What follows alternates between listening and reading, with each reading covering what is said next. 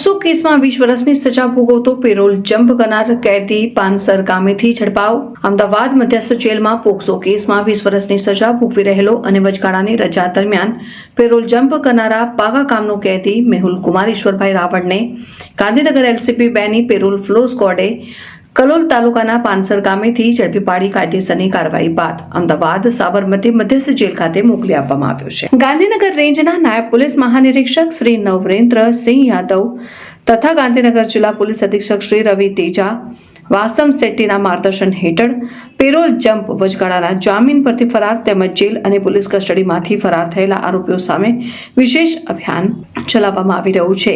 અભિયાન અંતર્ગત LCB 2 ના પોલીસ ઇન્સ્પેક્ટર શ્રી KJ રાઠોડના માર્ગદર્શન હેઠળ PSI Shri BH Jhala, PSI Shri NB Rathod અને PSI શ્રી NM સિસોદિયાની ટીમોએ સ્થાનિક બાતમીદારો તથા ટેકનિકલ સર્વેલન્સની મદદથી ફરાર આરોપીઓના આશ્રય સ્થાનો અંગે માહિતી એકત્ર કરી સતત કોમ્બિંગ હાથ ધરાવ્યું હતું। દરમિયાન PSI શ્રી BH ઝાલાની પેરોલ ફ્લો ટીમના ASI હરિતકુમાર જેઠાભાઈ તથા પોલીસ કોન્સ્ટેબલ કરણસિંહ ચાંદુજીને ચોક્કસ બાતમી મળી હતી કે પેરોલ જમ્પ કરનાર કેદી મેહુલ કુમાર ઈશ્વરભાઈ રાવલ પોતાના નિવાસ સ્થાને મોરારજી નગર પ્રાથમિક શાળાની પાછળ પાનસર ગામ ખાતે હાજર છે। બાતમીના આધારે પોલીસે આયોજનબદ્ધ રીતે વોચ ગોઠવી આરોપીની ઓળખની ખાતરી કર્યા બાદ તેને ઝડપી પાડી કાયદેસરની કાર્યવાહી પૂર્ણ કરી અમદાવાદ સાબરમતી મધ્યસ્થ જેલ ખાતે સોંપી દીધો હતો।